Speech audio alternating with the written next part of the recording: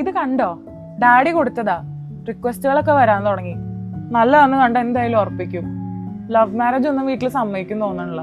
ഒരു കാര്യം ചെയ്യാം, ഇത് ഞാൻ വീട്ടിൽ കാണിച്ചിട്ട് ഈ കുട്ടി കൊള്ളാലോ, ഒന്ന് ആലോചിച്ചാലോ എന്ന് അച്ഛനോട് പറഞ്ഞിട്ട് അച്ഛനെ വിളിച്ച് നിന്നെ പെണ്ണ് കാണാൻ വന്നാലോ? ഇത് വല്ലതും നടക്കുവോ? നടക്കും, പക്ഷെ ഗുഡ് തിങ്സ് ടേക്ക് ടൈം എന്നാണല്ലോ. Mister Jayan, mister Ravi, Harishankar. രവിശങ്കർ, വരൂ വരൂ വരൂ, ഇരിക്കും. Nice construction. ഇരിക്കി. യാത്രയൊക്കെ എങ്ങനെ ഉണ്ടായിരുന്നു? അയ്യോ ഭയങ്കര ചൂടല്ലേ. ചൂടിന്റെ കാര്യം. ഈ ഹരിശങ്കർ, രവിശങ്കർ ഇരിക്കും. രവിശങ്കർ MBA ആണല്ലേ? MBA first rank. ഓ, ഫസ്റ്റ് റാങ്ക്. ദേ അവര് വന്ന്. എടീ ഏട്ടാ, ദേ ഞാൻ വന്നു. വാ. മിസ്റ്റർ ജയൻ, ഇതാണ് എന്റെ ഭാര്യ മോഹിനി.